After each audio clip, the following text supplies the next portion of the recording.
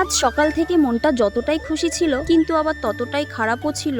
কেন কি কারণে সবই বলবো তোমাদের এই ভিডিওতে। তো হ্যালো এভরিওয়ান, আমি চৈতালি, আমার আরেকটি ব্লগে তোমাদের সবাইকে স্বাগত। তো সকালবেলায় উঠে নিজের বাসি কাজগুলো সেরে নিচ্ছিলাম, যা যা থাকে আর কি, কারণ আজ যাব বাবার বাড়ি, ওখানে গিয়ে কয়েকটা দিন থাকবো ঠিক করে। তাই মনটা তো খুবই ভালো ছিল সারাটা দিন, কিন্তু ওই ভালো থাকার মধ্যেও যে খারাপ থাকা লুকিয়ে থাকে, তাই ওই ভালো লাগা খারাপ লাগা নিয়েই কিন্তু আমাদের চলতে হয়। তো দেখো বিছানাটা কিন্তু আমি গুছিয়ে নিয়েছি ভালো করে, তারপরে ঘরটা ঝাড় দিয়ে নেব। আর জানো তো আমার এই ঘরটা কিন্তু আমার ভীষণ প্রিয়। কেন তোমাদের বলি, কারণ এই ঘরটার কালার থেকে শুরু করে এই ঘরটার যাবতীয় যা কিছু আছে সব আমরা বিয়ের আগে দুজনে মিলে ঠিক করি। ঘরের যাবতীয় যা আছে আমার ঘরে সব কিন্তু আমার পছন্দের করা হয়েছে, আরও আমার পছন্দটাকে প্রাধান্যও দিয়েছে। আর আমি জানি আমার মতো অনেক মেয়েই আছে যারা বিয়ের পরে নিজের ঘরটাকে সুন্দর করে সাজিয়ে গুছিয়ে রাখতে চায়। তো তারপর বলি, কিন্তু দুদিন আগেও আমার বাবার বাড়ি গেছিলাম, কিন্তু ওই যে কাছাকাছি বাপের বাড়ি হলে এই এক সমস্যা, গিয়ে খুব একটা থাকা হয় না, যাই আর চলে আসি। তাই এইবার ভেবেছিলাম গিয়ে কদিন থাকবো। যাদের কাছে কাছে বাপের বাড়ি তারা হয়তো বুঝতেই পারবে, আমার সাথে রিলেট করতে পারবে যে ব্যাপারটা কেমন হয়। তো দেখো তোমাদের সাথে কথা বলতে বলতে কিন্তু আমি ব্যাগটা গুছিয়ে নিয়েছি, আর দেখে মনে হচ্ছে কতদিন না থাকবো আর কত জামা কাপড়ই না নিয়ে যাচ্ছি। তবে গিয়ে খুব একটা কিছু কিন্তু পরা হয় না, সারাদিন ওই নাইটি পরেই কেটে যায়। আর এখানে দেখো কিছু জামা কাপড় ছিল যেগুলো বাইরে ছিল, সেগুলো কিন্তু আমি গুছিয়ে আলমারির মধ্যে রেখে দিলাম। দেখো আপাতত আমার সব কাজ কমপ্লিট, এবার একটু জল খেয়ে নিচ্ছিলাম, কারণ সারাদিন তেমন একটা জল খাওয়া হয়নি আজ। তো চলো এবার স্নানটা সেরে আসি। তো তারপর দেখো ঘরে এসে কিন্তু আমি রেডি হয়ে গেছিলাম, আর এখানে আমার মুখ চোখ দেখে বুঝতে পেরেছো কিছু একটা হয়েছে। হ্যাঁ, বাইরে গিয়ে দেখি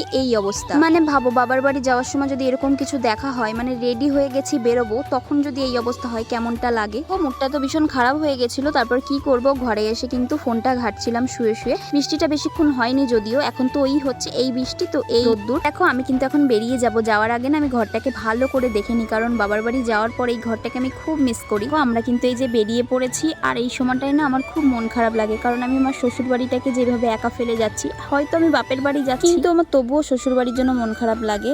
আবার যখন বাবার বাড়ি থেকে শ্বশুর বাড়ি আসি তখন বাবার বাড়ির জন্য মন খারাপ লাগে। এই হচ্ছে মেয়েদের জীবন। তো এখানে দেখো আমার বরের হাতে সব ধরিয়ে দিয়েছি, তো চলে এসেছি বাড়িতে। আর এখানে এসে দেখি সবাই গল্প করছিল, আর আসার মেন কারণ হচ্ছে এই যে ঝুলনের মেলা। তো দেখো এই যে ঝুলন করেছে ওরা, কত সাজিয়েছে গাড়ি ঘোড়া দিয়ে। আমরাও করতাম এরকম ছোটবেলায়, এই যে গেট ধরে টাকা তোলা, সেই টাকা দিয়ে খিচুড়ি বানিয়ে খাওয়া, অনেক কিছু করেছি, খুব মজা করেছি। এখন যদিও এখনকার বাচ্চারা খুব একটা এগুলো করে না, জানে না, তবে আমরা খুব করেছি। আর এখন ভাবি সেই সব দিনগুলো জীবনে আর কখনো ফিরে আসবে না। তো চলো আজকের মতো তাহলে ভিডিওটা এখানেই এন্ড করছি, দেখাবো একটা নেক্সট ভিডিওতে। সবাই ভালো থেকো, সুস্থ থেকো, টাটা।